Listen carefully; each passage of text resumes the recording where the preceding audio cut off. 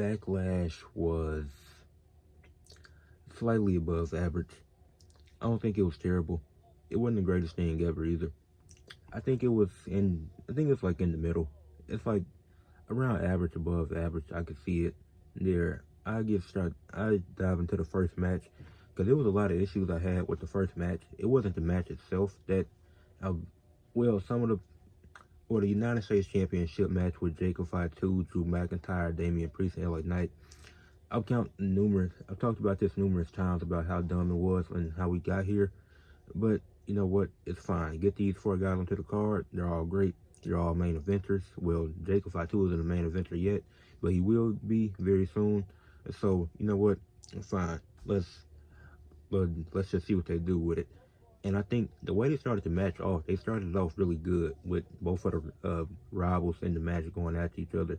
You had LA and Fatu going at each other because obviously that's a follow up from what happened at WrestleMania. The same with Priest and Drew McIntyre. They had them going at it. Still didn't like Priest being in this match since he lost to WrestleMania. Same with LA Knight. But it's fine. We passed the build. Just talking about the match now. So you having the two rivals that are in the match going against each other. So that was a cool spot. Those were cool. That was a cool way to get the match started. It was a great way to get the match started. I enjoyed that. You had LA Knight going like this minute or two stretch where he was really just dominating all three guys. He was getting his moves in. So that was a good run. Kind of spot where everybody went after Jacob Fatu individually. I mean, they could, because they too big to be teaming up to try to take him on. So them just going after him individually and Jacob Fatu being able to get his stuff in, it works out. So once again, good start to the match. Fatu was going crazy in the early stages of it. He had some good spots. He had some good moves. He did, I don't even know if he called himself the hip attack or something else, but he had a few of those spots in the match as always. And then it was Priest. He almost won on accident because Drew McIntyre, he hit the he hit the Claiborne to Priest, and then he fell out, and then Priest, he fell, and he almost pinned LA Knight for the win. So that was a cool spot. It would have been funny if he did win that way. I'm glad he didn't, but that was a cool spot. That was one of the best spots in the match, him nearly winning like that, because you don't really see that too often. You have seen it before, but it's usually by accident. They usually don't set that up for that to happen. So that was a good spot. And then one thing I noticed throughout the match, it was multiple miscues in the match from the wrestlers. Like it was one spot when LA Knight, he was supposed to roll out the ring, but Fatu kind of had to push him like with his foot out the ring because he was selling it too well, or he might have actually been knocked out. And then he just don't know the word I'm looking for, but no, it's not distracted, but like he forgot that it just slipped his mind that that was his spot. He was supposed to roll out the ring, so Fatu kind of had to help him do that. Then there was a spot later when Fatu kicked out of a pin, and then he kicked out super late. Like it could have been a 3 count. I forgot who was pinning him, but that was definitely a late count. And then the referee kind of had to pause and wait because Fatu might have been knocked out as well, and he had to remember, oh, I got to kick out. I'm supposed to win this match. So that was one of the things that bumped this match down for me. Then some other stuff. This is where Drew with the multiple future shock DDTs. Those were some cool spots. And then once he finally did go for the pin, this is where the match this is where it started going downhill for me, in my opinion, because when Priest pulled the ref out the ring, I'm like, okay, it's a fatal 4-way match. You're going to do anything you can to win. And then you have Michael Cole on commentary talking about, oh, Damian Priest and cost Drew McIntyre again. No, he didn't. He's preserving his chance at the championship. What? Just because he pulls the ref out the ring doesn't mean, is he trying to cost Drew the match? He's trying to cost everybody the match. He wants to win the championship. What are we talking about? So that's one of the dumbest things I've ever heard. If it was a regular one-on-one match, then okay. But they're all gunning after the U.S. championship. So, yeah. And then Priest and Drew McIntyre start fighting in the crowd. But Drew wants to go after the big dog, which is Fatu, and he wants to win the title. But him and Priest fighting in the crowd is stupid if they both want to go after the title, because they're not going to win the championship that way. The South of Heaven spot was cool. I liked that spot. I think Priest had the best spots in this match. Like I know some people call Damian Priest the weak link in this match, but he was the one that really shined in this match, in my opinion. So shout out to Damian Priest, because he was really doing his thing. Yeah, I felt that spot was stupid with them fighting in the crowd, because you're in a championship match and you want to go after the championship, but you're too caught up going after each other. Like, I don't think you need to have that story with them. I don't think you need to be stretching this story to begin with Drew and Damian Priest. 'Cause you've been doing it since WrestleMania last year to this year, so it doesn't need to go any longer. And then you have Fatu and you have LA Knight put Fatu on the table, then Solo come out there, and I'm like, oh my goodness, can we just have matches without interferences nowadays? This is so repetitive. Like, I truly don't like interferences, and that was a big problem with tonight's show. It was so much interference in each match that it's just unnecessary, and it's unwatchable at a point. Like, you had Solo come out there and he moved Jake Fatu off the table, and then you have him backing up, so obviously that sets up somebody else to come into the picture. And then Jeff Cobb makes his WWE debut and he attacks LA Knight. I'm confused, and I'm gonna make a video. I'm gonna have a video. This video is gonna be out tomorrow. It's gonna be out Sunday morning. So Sunday afternoon, I'll have a video about Jeff Cobb out as well. I'll be making multiple videos because I want to dive deeper into the Jeff Cobb stuff because I don't want to get lost in this. But I feel like that takes away from this match because you have these constant interferences, and LA Knight just lost clean to Jacob Fatu at WrestleMania. He shouldn't have been in this match to begin with. And you have Solo coming out there being a distraction. You have Jeff Cobb making his debut. For what reason? Like, Jeff Cobb, I'm going to dive deep into Jeff Cobb in my video that's specifically about him, but there's no reason for him to interfere. Jacob Fatu wins the match with some interference, and even Jacob Fatu is confused. So it's obvious that Solo is going to turn on Fatu soon, or Fatu going to get over as a babyface. He already has the skill and potential to do it. But it's like, that's so stupid. I didn't like this Fatal 4-Way. The in-ring work was good, but the logic behind some of this, like Drew and Priest fighting to the crowd when they wanted the championship, was pretty stupid because you're not finna win a title that way. LA Knight being in the match in general was already going to ruin it for me. Not because LA Knight is bad, but he's past the U.S. title picture now. And then the interferences, which this only one match didn't have interference on a 5-match card. That is egregious. And speaking of the one match that didn't have interference, this was the best match of the match between Becky Lynch and Lyra Valkyria for the women's IC title was the best match of the night. I enjoyed this one. This was a fantastic match. This could have been the opener. It was only one women's match on the card, so they couldn't have it open. But this was the best match on the card, in my opinion. I enjoyed it.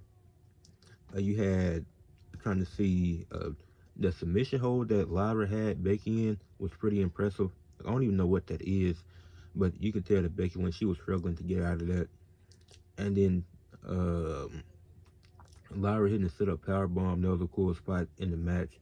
This is a good back-and-forth match. Like, both women, it was very, very believable for them to win.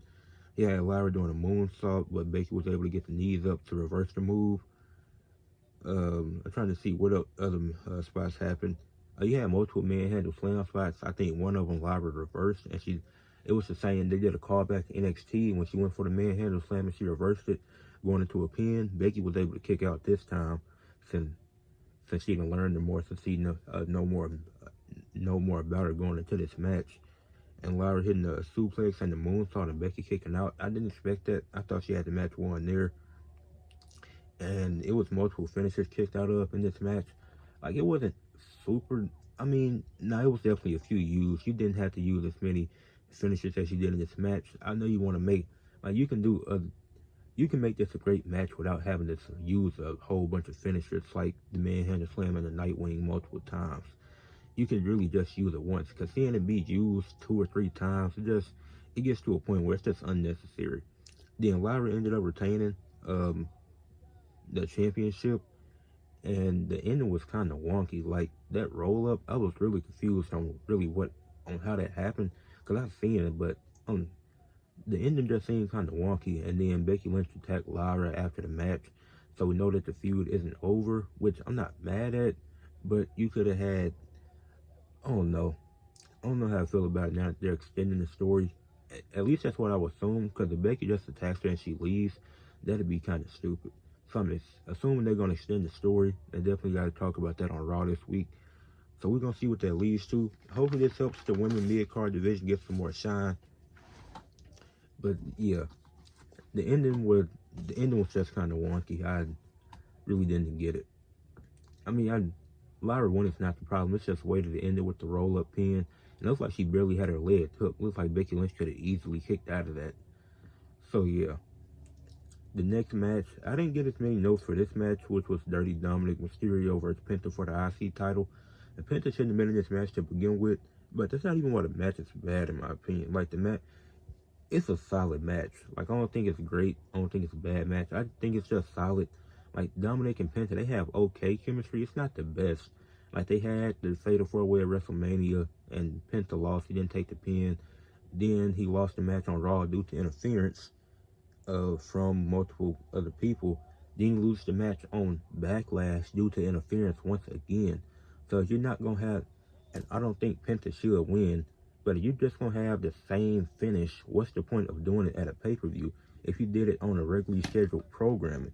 It's no point to do this on a pay-per-view if you have the same, not same exact finish, but it's similar to the same finish on Raw that they had post-WrestleMania, the Raw at the WrestleMania. Penta got an IC title shot and he lost because of interference from the Judgment Day from El Grande Americano. Oh, what story is it progressing? What's the point? Chad Gable being El Grande Americano was disrespectful to him as a performer and what he's actually capable of doing. This is why Chad Gable should have been the one to beat Gunther last year at WrestleMania. Despite that Sami Zayn was in last year, should have been Chad Gable's spot. Never will forever hurt his career, because he will never get back to that height that he was at when he was hot during that time. He will never get back to it.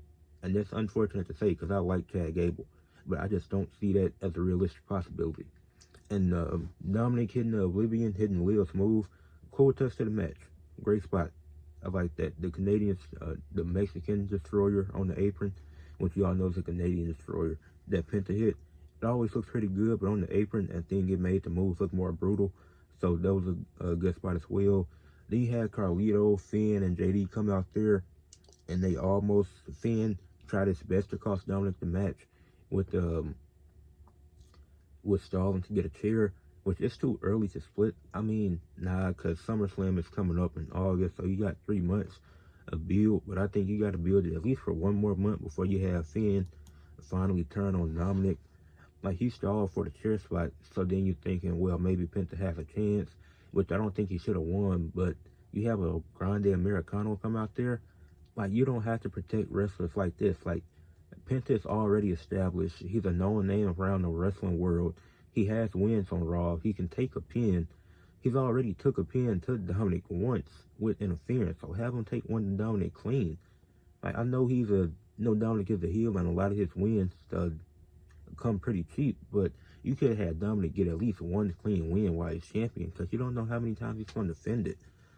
So, the constant interference is just way too much. Like, you have him going in a 5v1, so obviously Dominic has to retain, but can we at least make it seem unpredictable?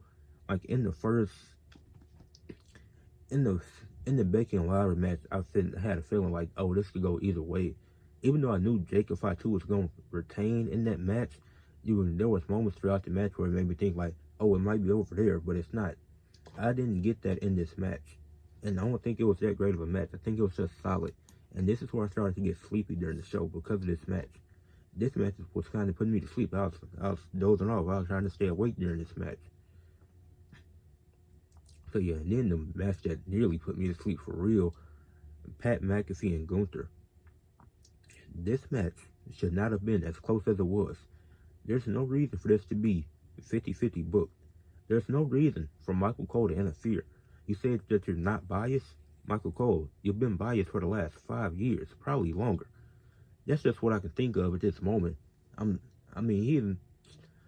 Michael Cole may have been biased his entire career. I'm not going to act like he's just been biased his entire 28-year career. But as of late, he has been very biased. Aside from this story, he's been very biased, not done. And that's the problem, because we have him and Pat McAfee, who are two face commentators. Like him and Corey Graves, I'm sure they could do some great work. But when you have two face commentators, one of them is bound to be more biased than the other.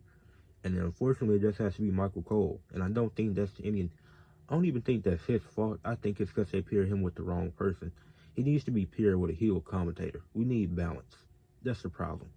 But speaking of Pat McAfee and Gunther was smiling before the match started. So I'm thinking, yeah, he's squashing him. No, this match goes like 15 to 20 minutes between a professional wrestler and a former football player. You kick the balls for a living. And this match went 15 minutes. And this match was, it wasn't even that good of a match either. Like, it wasn't a bad match. I'm not gonna drag it and say, not gonna sit up here and lie and act like it was some terrible match, because it wasn't. It was the chop. Gunther doing the chops was, I mean, you know, he gonna do his thing. You made it seem like, then him choking out Pat McAfee like that. That was good. That was great. But Michael Cole interfering, like, I just seen an interference in 2 championship matches. Now I gotta see an interference with a commentator just for him not to win. And I didn't want Pat McAfee to win anyways. But Michael Cole, you serious? You want to do your job? Well, do your job and don't get involved in the match. Because then you could have very well got choked out, just like Pat did a few weeks ago, and like he did last night during the event. And then Gunther, he got to the point where he started dominating Pat McAfee, and then that didn't work because he started taunting Michael Cole. Which, even if he was taunting Michael Cole, he still should have been on the attack. He still should have been looking dominant in the match. But the 50-50 booking for Gunther versus Pat McAfee, a guy who's wrestled his 8th ever wrestling match. Talking about Gunther, who has 2 of the best championship reigns ever, with the longest reigning NXT UK champion, has the longest reigning IC title run, and he just won King of the Ring. He was a world heavyweight champion and had a solid run. So you're talking about a decorated champion going 15, 20 minutes with a guy that was a football player that's had 7 matches before this. That's a bad booking. So, Gunther got the win, so good for him. The match was too long, but Gunther did get the win, which he should have. There was no reason for Gunther to lose, but there was no reason for this match to be that close either. And then there's the WWE Championship match between Randy Orton and John Cena. This was a great main event. I enjoyed this match. Randy Orton, with him being the veteran that he is, with him being able to slow down his pace, because Randy Orton can work at multiple different speeds and paces. I've noticed that with him, and John Cena does doing the slow 1980 styles of wrestling again. So Randy Orton is able to adjust to that, and they have good chemistry. So they've been in the ring with each other before. So he was able to adjust to that, and they put on a banger. This match was fun. You had Randy Orton falling for the handshake. That was a cool touch because obviously Randy Orton was the heel in the past. So John Cena going for the handshake, that's out of character for him now. So then he was able to take advantage of Randy Orton with that. So that was one little spot that I noticed in the match. And I know people have been praising the spot, the table spot, where they talk to each other and communicated to redo the spot. So shout out to both of them on going through with that. I'm trying to see, John Cena leaving the ring and trying to walk out and just take the count out victory. Even though he would have lost the match, he would have kept the title. That added to the match as well, because you would never see John Cena do that in the past. You're seeing new things out of heel John Cena. I kind of wish that's how he won the match, by doing something like that. He just wins taking a count out so he can keep the title. So, I mean, we didn't get that, which is fine, but I would hope he do something like that sometime in his title reign. You had Randy Orton do 20 punches to Cena in the corner. Usually it's just 10, but because Cena is the heels now, he's turned his back on everybody, you get 10 more. Cena going for it did turn into a finisher fest at one point. It was multiple AAs. The one Cena AA he tried to attempt was reversed into an RKO as he was attempting the AA. So that was a great spot. But and then you had Randy, he went for the punt kick multiple times. He went for it twice, I think.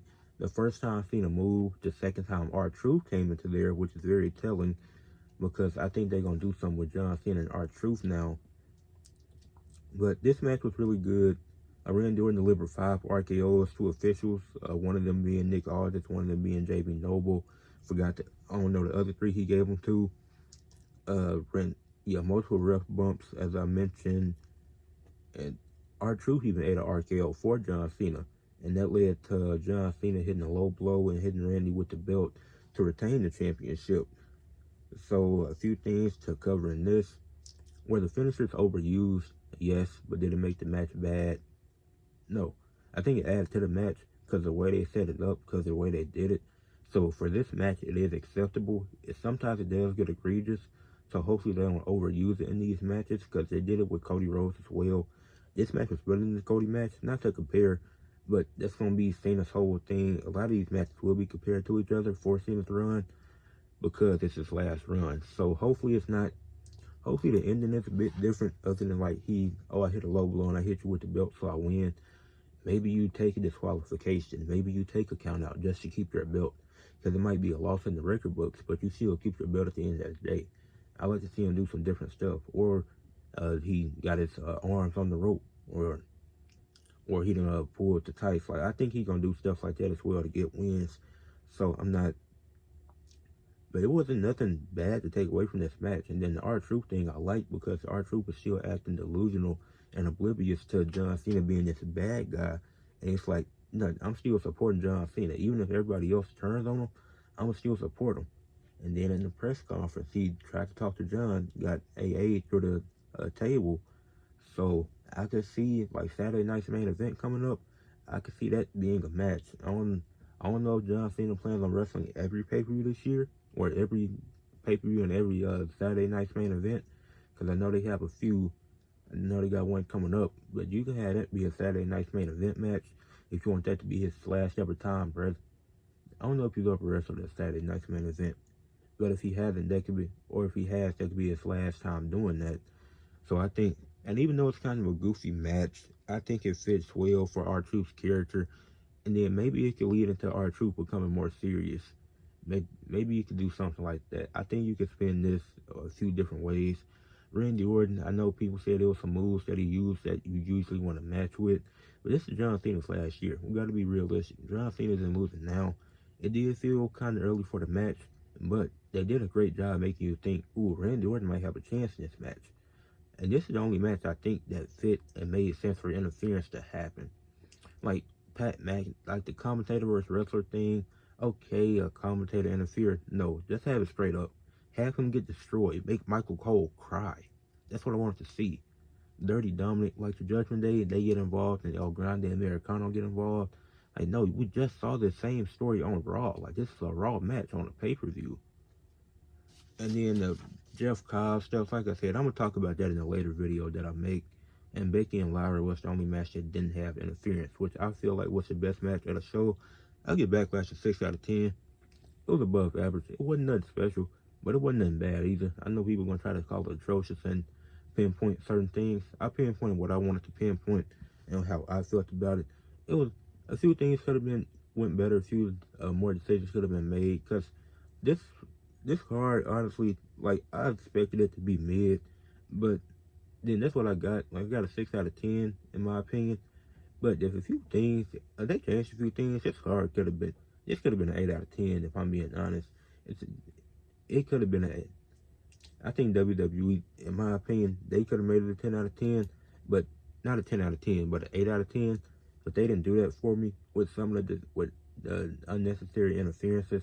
Like, that's just one thing. I'm fed up with the interferences consistently in matches. Like, we don't need it all the time. Like, I get we want to build stories, but when you have 5 matches on a card and 4 of them have interferences in it, I do not rock with that. But Backlash, 6 out of 10 in my opinion. Leave a like on the video, subscribe to the channel, and comment what y'all thought about the event.